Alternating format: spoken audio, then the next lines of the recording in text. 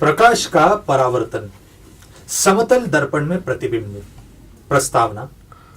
प्रकाश के व्यवहार का अध्ययन अक्सर उसके समतल दर्पण में होने वाले परावर्तन के निरीक्षण से किया जाता है। दर्पण आमतौर पर सूक्ष्म स्तर पर भी समतल चिकने कांच होते हैं। इस वजह से वो हर एक प्रकाश किरण को समान सतह देते हैं। लेकिन स्पष्ट रूप से दर्पण ये एक ही वस्तु नहीं जिस पर से प्रकाश परावर्तित होता है। अधिकतर वस्तुएं जो प्रकाश परावर्तित करते हैं वो सूक्ष्म स्तर पर चिकने नहीं होते हैं। आपके कपड़े, अधिकतर कमरों की दीवारें, ज्यादातर फर्श, त्वचा और कागज सब सूक्ष्म स्तर पर खुरदरे होते हैं। समतल सतह से जैसे दर्पण से या शांत पानी के सतह से होने वाले परावर्तन से हमें स्पष्ट प्रतिबिंब मिलती है। खुरदुरे सतह से जैसे कपड़े, कागज और एस्फाल्ट रास्ते से मिलने वाली प्रतिबिंब धुंधली प्रतिबिंब होती है। प्रकाश किरण को स्वतंत्र प्रकाश किरणों का गुच्छा समझ सकते हैं जो एक दूसरे को समांतर सफर करते हैं। ऐसे किरणों के गुच्छे प्रत्येक किरण परावर्तन के नियम का पालन करते हैं। गतिविधि। अगर हम इस टॉर्च का प्रकाश एल्यूमिनियम के पन्नी पर डालें तो वो स्पष्ट परावर्तन जैसे होता है। पन्नी में झुर्रियां बनाई तो अनेक पृष्ठ प्रकाश को अनेक दिशाओं में परावर्तित करते हैं। चलिए समझते हैं, खुरदरी सतह प्रकाश को बहुत सारी दिशाओं में क्यों फैलाते हैं। अगर किरणों का गुच्छा समतल सतह से आपाती है तो प्रकाश किरण परावर्तित होते हैं और सतह से बाहर निकलते हुए गुच्छे में एकत्रित रहते हैं। दूसरी ओर अगर सतह खुरदुरे हो तो प्रकाश किरण परावर्तित होते हैं और बहुत सारी दिशा में फैलते हैं। अब प्रतिमा के बारे में सीखते हैं। हमने सीखा कि कोई वस्तु देखने के लिए अपनी दृष्टि को वस्तु की सीधी रेखा में लाना पड़ता है। जब आप ऐसा करते हो तो प्रकाश उस वस्तु से निकलकर अपनी आंख तक दृष्टिक्षेप की रेखा में आता है। यही सिद्धांत वस्तु की प्रतिबिंब समतल दर्पण में देखने के लिए विस्तृत कर सकते हैं। एकाध वस्तु की प्रतिबिंब दर्पण में देखने के लिए आपको उस वस्तु को दृष्टि रेखा में लाना होगा। प्रतिबिंब की जगह निश्चित उस जगह पर होगी जहां से देखने वाले वस्तु को दृष्टि रेखा में ला रहे हैं। यह जगह दर्पण के पीछे होती है जहां से संपूर्ण प्रकाश फैलते हुए नजर आता है। तीन व्यक्ति एक वस्तु की प्रतिबिंब तीन अलग दृष्टि की रेखाओं से देख रहे हैं।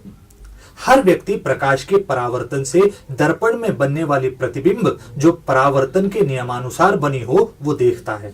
जब हर एक दृष्टि की रेखा पीछे विस्तृत की जाती है तब हर रेखा एक ही बिंदु में काटेगी।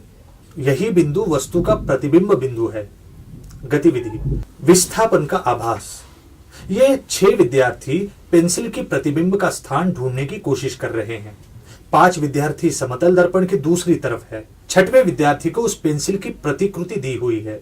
वो दूसरी पेंसिल को ऐसी जगह ढूंढ रहा है जहां हर एक विद्यार्थी की पेंसिल की प्रतिबिंब और ये दूसरी पेंसिल एक ही रेखा में आ जाए। एक बार ऐसा होने से विद्यार्थी वास्तव पेंसिल और दर्पण का और प्रतिकृति पेंसिल और दर्पण का अंतर नापेंगे। यही कृति वास्तव पेंसिल को दर्पण के सामने अलग अलग जगह पर रखकर करेंगे। वो समझेंगे कि ये दोनों अंतर समान है और अनुमान निकालेंगे कि समतल दर्पण के लिए प्रतिबिंब का अंतर और वस्तु का अंतर समान होता है।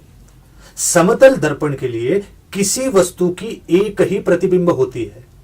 यह स्वाभाविक है कि हर दृष्टि की रेखा एक ही बिंदु में काटेगी। ये काटने वाला बिंदु प्रतिमा का स्थान होता है। समतल दर्पण से बनने वाली प्रतिबिंब आभासी होती है। आभासी प्रतिबिंब ऐसी प्रतिबिंब होती है जहां प्रकाश सचमुच नहीं पहुंचता। प्रकाश इस बिंदु में दर्पण की दूसरी तरफ से असल में नहीं जाता। सिर्फ देखने वाले को लगता है कि प्रकाश इस जगह से निकल रहा है। इसका मतलब ये पर्दे पर नहीं लिया जा सकता है। बाद में हम देखेंगे कि बाकी प्रकार के दर्पणों में से हमें वास्तव प्रतिबिंब मिलती है। यह प्रतिबिंब पर्दे पर ली जा सकती है। प्रतिमा का उल्टाव। गतिविधि। अगर आपने फिजिक्स ये अक्षर एक पारदर्शक कागज पर लिखे तो आप इन्हें एक तरफ से पढ़ सकते हो।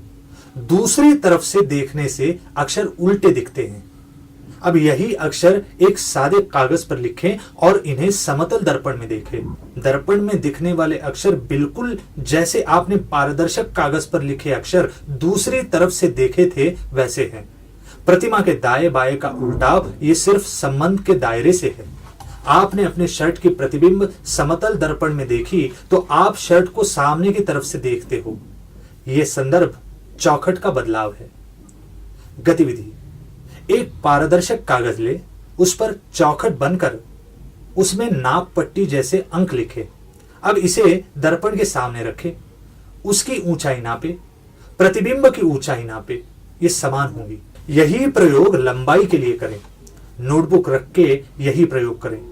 अगर आप दर्पण पर नाप पट्टी जैसी रेखाएं बनाई तो आप आसानी से प्रतिमा की ऊंचाई और लंबाई नाप सकते हैं।